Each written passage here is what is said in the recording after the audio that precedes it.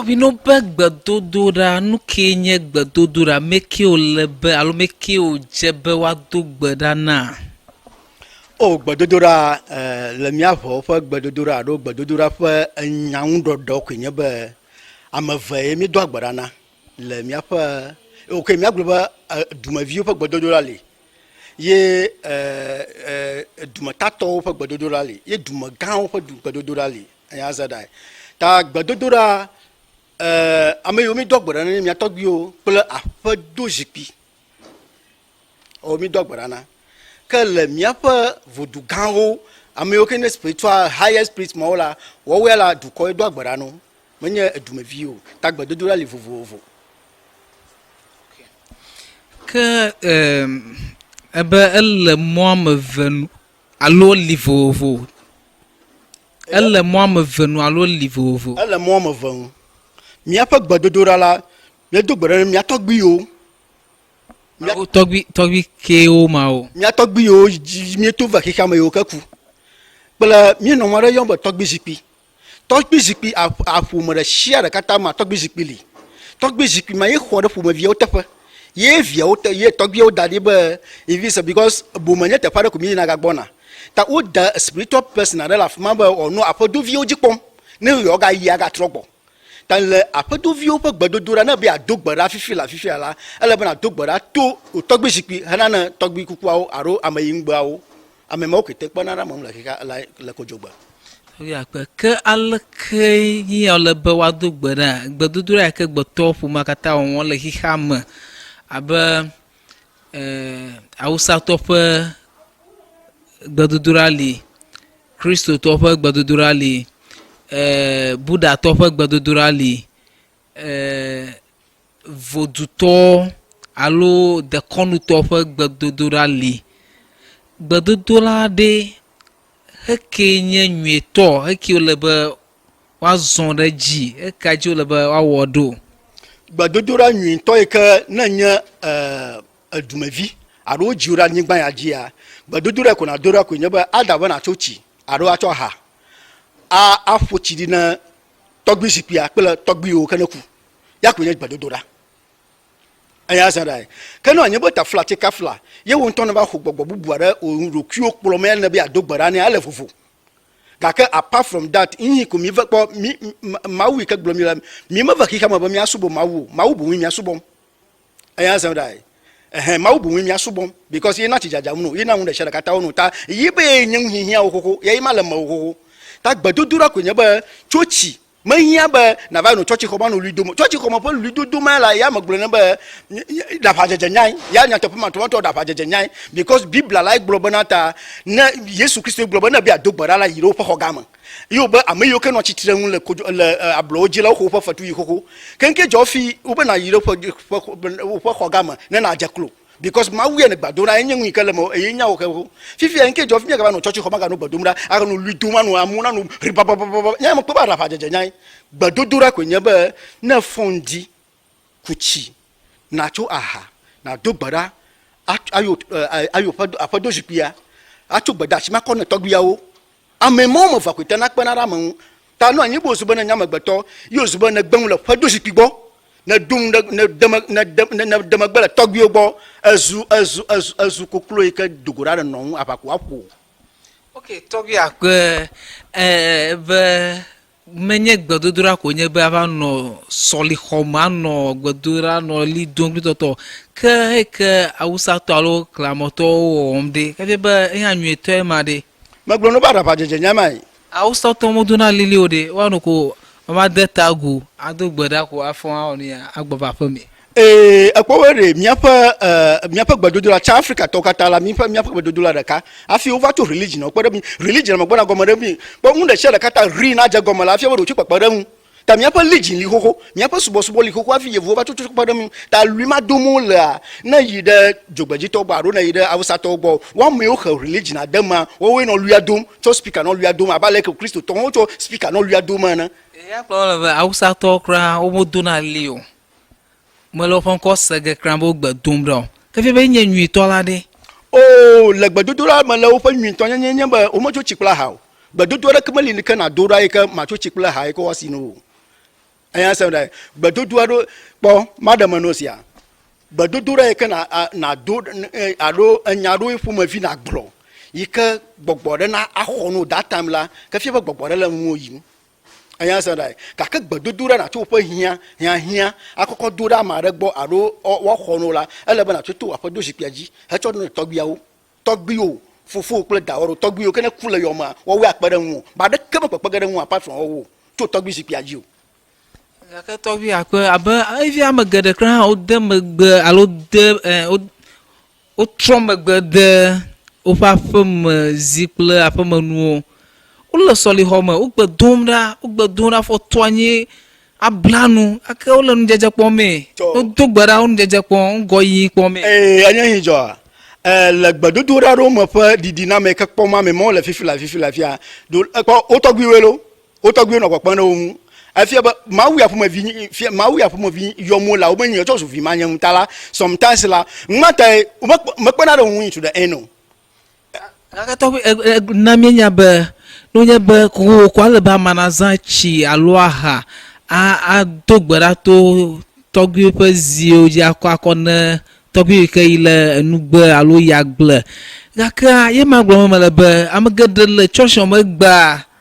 o le church o megba wa blanu wa ndukra mo gadrino alebe mawu ye ke wo alo mawu ke de gbogbo ma na so pe hia so pe gbododura eja te ba ewom na o keke ma ya re togbi nchichi do anlamu onya nchichi do aka wo me church tawo le be yo chi ndo 1 week pastor na ba blemu no na chi ndo nchichi do nya togbi odu anyi anya samra nya togbi odu nchichi do anya susu ta odu nchichi do anyi ro akpobo unu agama re plus o maga du plus nya to go help nya pebo de mama gbona mara go is another topic nchichi do nya togbi odu anyi afi yevu ba ko to the religion manami tana nchichi do amaro anonyi anu nchichi do nkeke blan adu nkeke blave adu nkeke mandra ya afu o nto rufi ma nya manya anya sa like gbedodora kwenya ba na to nyu wa kpere rukion maga davula mara kaji o na no po monyu toji na lo po monyu toji re na fondi chochi na yo togbi o na yo apodo jipia apodo ma vie nanya na yo mi apodo jipia na cho togbi o kana ku na yo kata enya ila shi o na egbulo no wo wo papagada mu badodora pito ya kwenyama menye be na ba no chochi ko ma no lidu ma juga na ma reka o ka togbi ha ke amogo glombe mi o kata ma wa de ka ko yo ma miele akenu ko abe mi le mo vovoji tun ka fi le ma wala yom ka fi le fon fofo me alo fo nya gboglo ma de gboglo fia be me je ba ma de kana be le ma usubonto Kristo moji alo Hausa to fo moji alo enyama glom ne la alo no nyeba makra nye Kristo to yo le chipona nyi la hapona nyi a enua alo nya de pan na akpobore madam no Christian religion traditional nyapa se o e mo da Bible ma eya say like traditional pa se we la Bible ma mo nya Christianity o eya say nyapa se la bangoji eya say that ta no wo nyebo for sort of flache ye na be le church ma ye never gbadumra togbi sadem na togbi jipia o ye never sadem na togbi o na ba vovo toto da kamala kadudo da kamala kuku akol gbogbo wo domi o vona nlo baba Yesu Kristo ya kube be da tuaji gbadura pa ama yo dun se nya Elijah kle Mose manya makuku onya Yesu ya kayomi le file ha makua ga kai place subo to deviate as all about the mila na miapo moji tala obo Yesu maku anya asem dai vo Yesu anton ya fi ova ho nsan le tuaji ama yo va dun se nya Elijah kle Mose kle ni aroma dalakpa ye nso lo bo no yo na wa gbadon mo ton no because yo po wa kenke jo fi egbe a yo so na ba de togbi o darira po ma de manu egbadodura pito kwa magbetona dola la kika makonya ba wa choha maga fi adakolo choha na chochi gbegbe kenon lo achoha gbegbe kenon lo achochi na yo togbi o ado o papodo jagba na yo papodo openko papodo jipia penko na yo papodo amekele fufu tepo amayo li ka fi fufu fa amraro amayo ke togbi o khodadi be na po yo jire yo na yo vore da yo togbi kuku o toga o to die yo kana ku ado togbi o kana ku na yo no na nyare shire kata na blo no ko saga because o la mu na ma yo o mo gbona tana nyɔgbia yo kɔ de tso nyi wɔwɔ na tɔ kpɛ ɖe woƒe agba ŋu evo le keka me na ma ɖe yɔ ɖe dzokatɔ me va go na ma yɔ ɖe bokɔxɔ me yɔ go na ma metɔtɔ ge le afia ɖeke o nyateƒe gblɔm ne me subɔsubɔ nyuitɔ ye ma. Ok, tɔgbi akpe kafi miatso le zime fia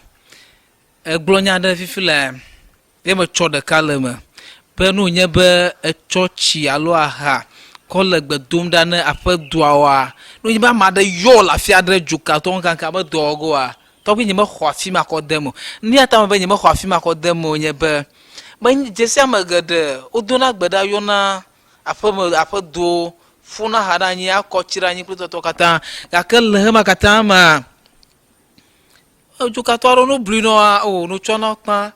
no wɔ nu ya o no tsɔ na mɔa me dana kra me le na ele na godo ta ne nyama gblɔ ma kpa ma ko dzia na ati akɔ me nyuia anyo pa tɔgbi ila gblɔ me no bena ta ɖe kpɔ wo gblɔ nya ɖe le biblia me be ne tso vɔsa va tso ɖo vɔsa mekplia gbɔ ye ne ɖo ŋkɔ dzi be enya ɖe le yewo kpakple ame aɖe dome la vɔsa la gli ɖe afi ma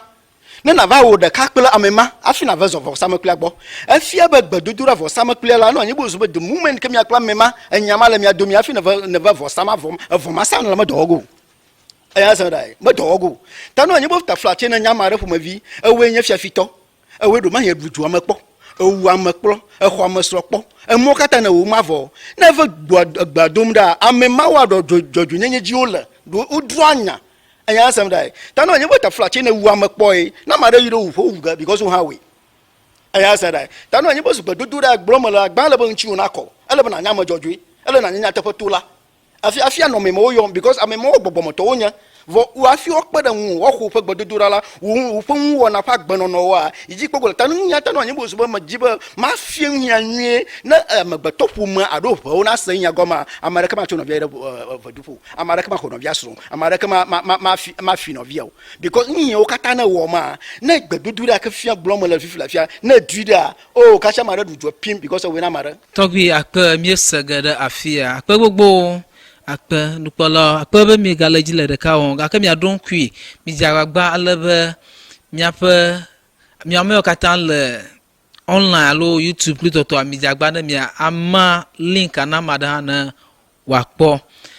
tɔgbi kafi miatso ati ada woƒe kaƒomɔ ɖe yaƒala dzia yo nyeƒe kaƒonye ya 0546 141923 naneke o atɔ̃ ene ade ɖeka ene ɖeka asieke kple blave vɔ etɔ̃ akpe tɔgbi ƒe ŋkɔe ma miese akpe be mi gale dzi le ɖeka wɔm kple mi le Ewenyigba TV dzi ma zamon kpɔkpɔ ya ada akpe tɔxɛ aɖe ne Nusilins ƒe English Dictionary ne woƒe dɔ gã yake wɔm wole ne evevi de sia ɖe la me sia me katã le yixa me katã nogo he kɔ ku ɖe evegba sɔsrɔ̃ adodoa ŋu ŋkɔnye nye Christian adiabo alo Civist ŋkɔnye ta mazamon kpɔkpɔ ya agada akpe ne production team ha kinlaye ele be enyame ke le kamera ƒe megbe alo emɔ ƒe megbe afi mi ti le miaƒe mɔwo dzi vam ta akpe mi nɔ dzi miaganɔ ɖeka wɔm kple mi tegbe